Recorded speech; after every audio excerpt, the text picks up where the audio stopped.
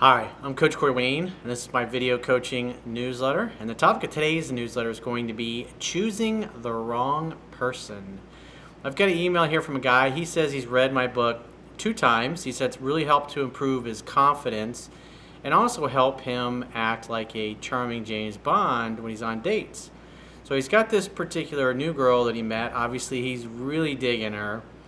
And he says some of the things that, in other words, he followed the rules in my book and the stuff's not working. In other words, this girl's got a bad attitude and he's believing that there's something wrong with the book when the reality is everything's working perfectly. He's just ignoring some really glaring red flags that he should be paying attention to, especially after the fact that some of the things this girl said and how she treated him after their first date should be a head scratcher for anybody that gets this kind of a reaction.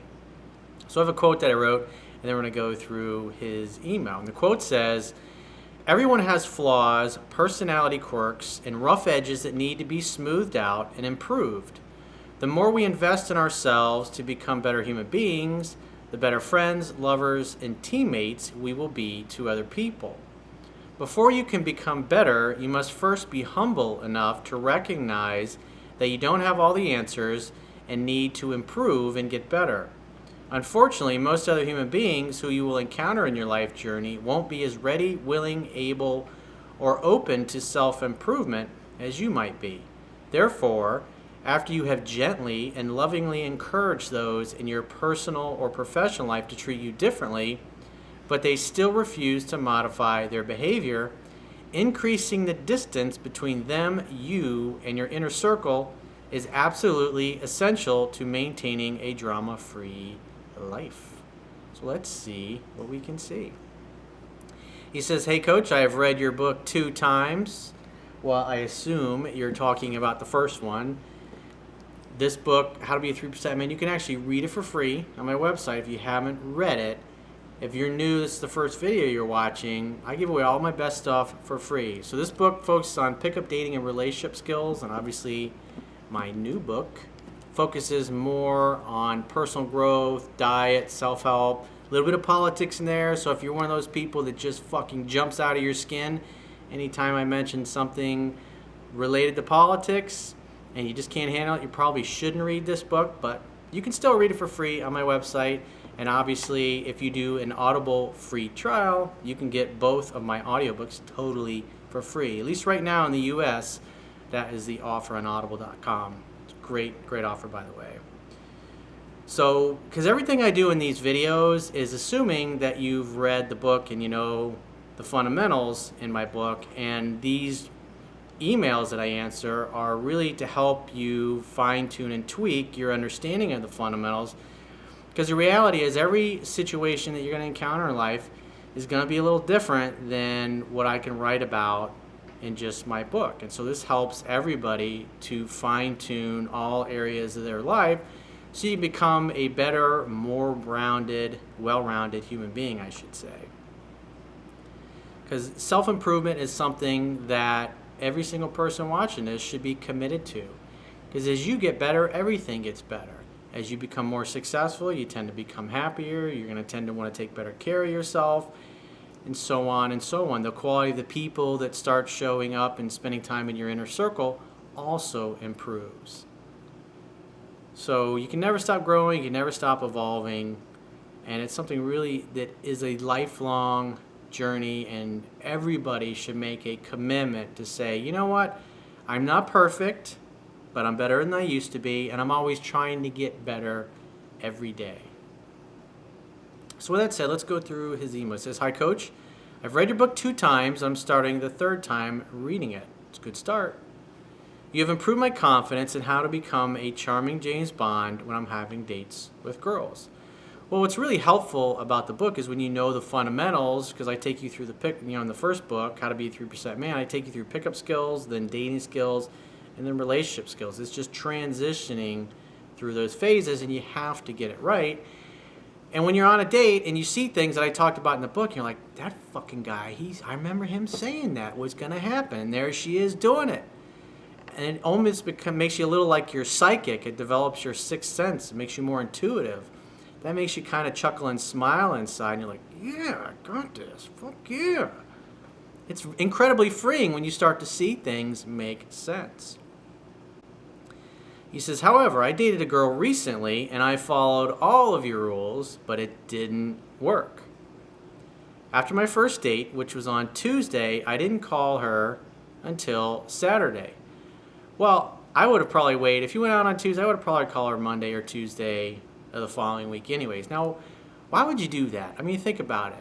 If you're busy, if you're a man or a woman, you're a busy professional, you have lots of friends, lots of family, you're very comfortable, you love yourself, you love your life, you're tight with your friends, you're tight with your family, you're going to be busy as fuck.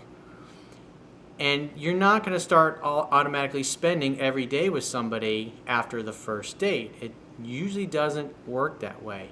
And what you also want to see is, am I dealing with a normal, happy, healthy human being that when I call a week later or 3 days later or 5 days later, whatever it happens to be, she or he's going to have a good attitude. People that have a healthy self-esteem, that have a good, easygoing attitude, are going to be, hey, it's really great to hear from you.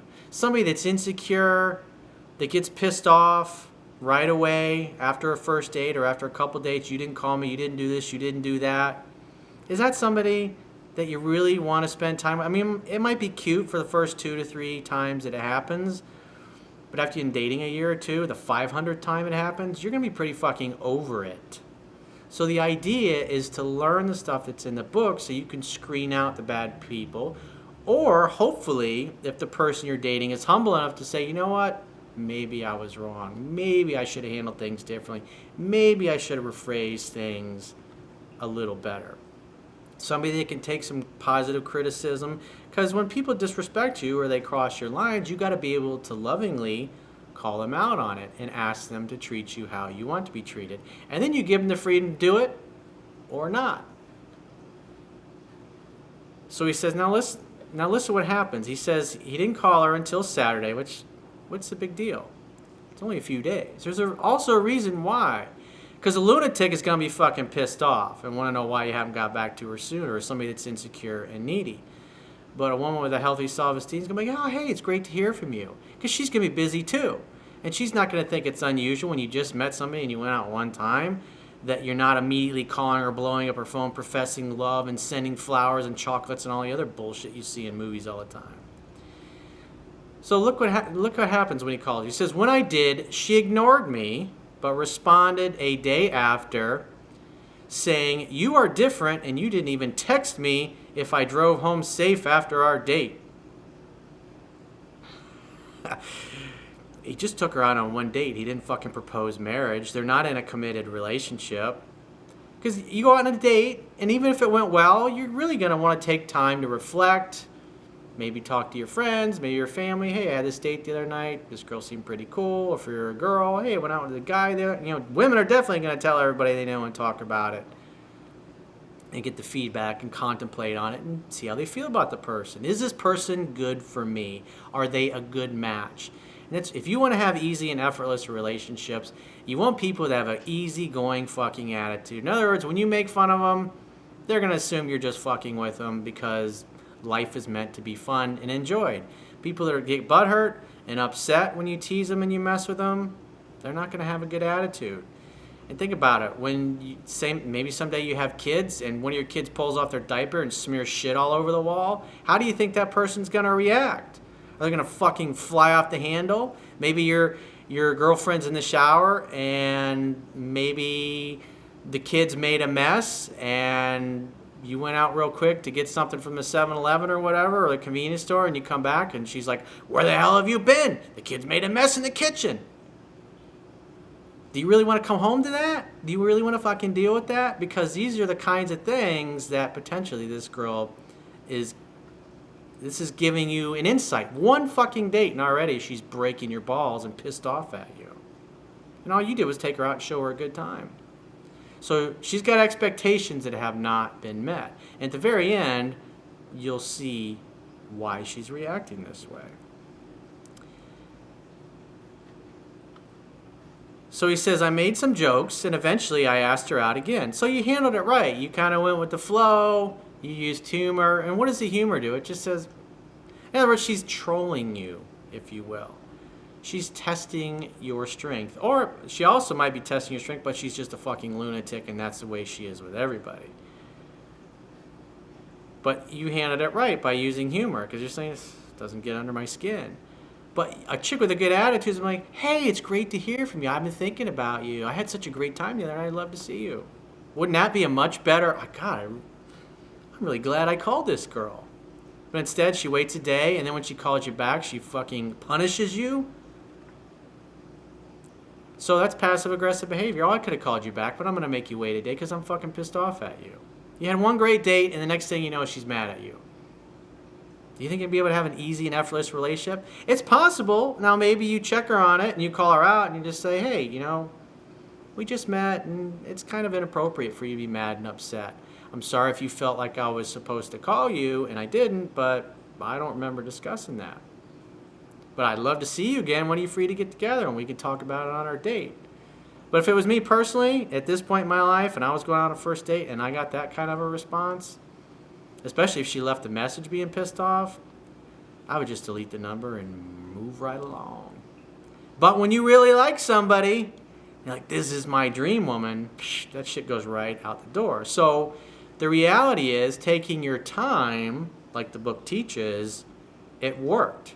It revealed a potential really big fucking character flaw that will make it impossible to have a drama-free relationship. Now, do you really want that? Do you really want a chick in your life that's going to make your life a living hell? But it gets a little worse. He says, again, I didn't initiate any convo for 2 days till she reached out by saying, I'm sorry. He says, we had a great date and we made out all night. So they had a great second date. They're all over each other. He's thinking, this is great. 2 whole days go by.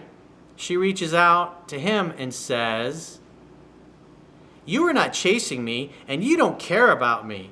You should keep contact with me every day so I can develop feelings for you.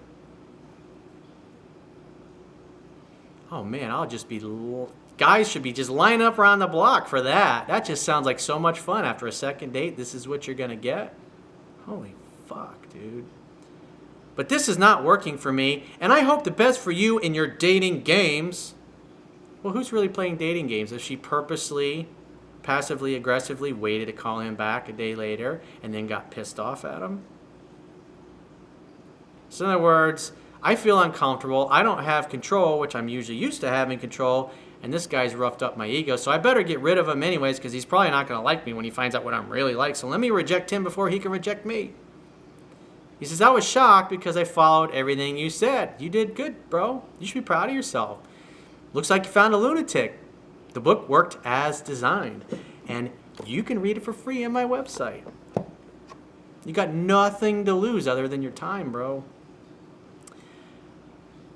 He says, I told her, you know how busy I am. You missed me already?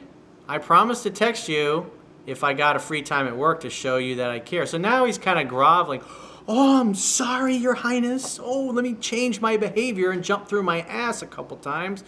And hopefully her attitude will calm down. So now you're enabling her behavior. Now you're basically saying, oh yeah, you can call me and be abusive and give me the 3rd degree, and I'm going to modify my behavior because I don't want to get you pissed off. I don't want you mad at me. That would be horrible. She said, okay, we'll see, but don't expect me to respond to your next text if you don't text me all week. Obviously, I'm emphasizing it, but it's like you could see the tone. She's fucking furious. There are people working outside my windows, by the way. So you may hear some banging on the glass. You got to go with the flow. Long story short, I sent her a text at work just saying, how was your day? And she was very cold because she gave him an abusive response. He changed his behavior. Now he's groveling, and she's like, ha, I'm going to put you in your place. She was very cold, and when I said, when are you free, she brought up excuses just not to see me. Did you a favor, bro. That weekend, she posted a picture on Instagram that she is staying with a dude in a hotel. Probably her going, Fuck you, dude. I'm fucking some other guy. He called me. You know what, honey? He can fucking have you. Yes. You're all his. We haven't talked for 3 weeks, but we still have each other on social media. Might want to mute her or unsubscribe from her updates. He says, help please as I'm going nuts. Why would you want to go nuts over this chick? What value is she adding to your life? How is she making your life better? Can you think, you've had 2 dates and she's given you the 3rd degree. When are you going to have a day where you're like, oh, she sent me this beautiful text. It's so sweet. Do you think this girl's ever sweet? She's abusive as fuck, and now we're about to find out why. He says, note, this particular gal grew up without a father. Now, does that mean that every single woman that grew up without a father is just totally fucked and not worth dating and not worth your time? Absolutely not. But the reality of somebody growing up without a father or some kind of father figure, and they react this way, she doesn't trust men. She assumes the worst. She presupposes the worst. So she's literally, however old she is probably 20, 30 years old at this point, has gotten to the point where she is just automatically presupposes the worst with everybody she deals with. Do you really want to fix that? Do you really want to work on helping her be a better person? You could try checking her and say, you know what, I had a great time going out with you, but getting upset with me like this, it's just not appropriate. I'd love to see you again, but you're going to have to be nice to me from now on. I don't like this kind of attitude. It's not appropriate. You don't know me well enough, and we're not in a relationship. We haven't been together long enough. I had a lot of fun on the date, thought we had a good time, but if this is the way you always are, then maybe I'm not the best guy for you. You withdraw the offer and you do the takeaway. She may go totally fucking ballistic at that, but and just go bananas, but you got to check a girl when she's acting this way. But like I said, the reality that she's gonna, the only way she's gonna solve this problem, this attitude, is she's gonna have to have enough relationships and hit the wall enough times, if you will, before she recognizes, maybe the way I'm showing up and giving all these guys a hard time is just not the best way because these guys keep disappearing from my life. Maybe it takes a decade, maybe 20 years, maybe she never gets over it. It's not your job to fix somebody, to save them, or to solve their problems. You gently, lovingly encourage them to be a different way. If they have a good attitude, they'll say, you know what, maybe I was a little out of line, maybe I was kind of being a bitch. Not that she's going to say this to you, but she's going to think it internally, and she might apologize. A normal girl would apologize, say, I overreacted, and I'm sorry, that was inappropriate. And you were right for calling me out on that. And I appreciate you for calling me out on that. What a great guy you are. But, dude, run like hell, man. I personally wouldn't put up with this. It's just, life's too short. You see, you're already compromising your values and trying to jump through your butt to please this girl. You're turning into a pleaser. And all you're doing is you're creating a fucking bridezilla. You're teaching this girl that it's okay. You can get away with this bullshit because you're fucking hot. I don't think so. I don't care how fucking hot you are. If your attitude sucks, I don't care if you're gorgeous on the outside and you're ugly on the inside. Thanks, but no thanks. Because eventually, with enough, looks fade.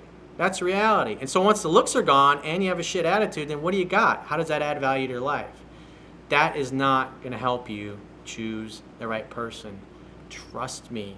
You want to date people that have a good, easygoing attitude. Same thing with your friends. You want to have as drama-free a lifestyle as possible. So if you got a situation you'd like to get my help with or my insight on, you can go to my website, click the products tab at the top of your screen on any page, and book a coaching option with yours truly. And I will talk to you soon.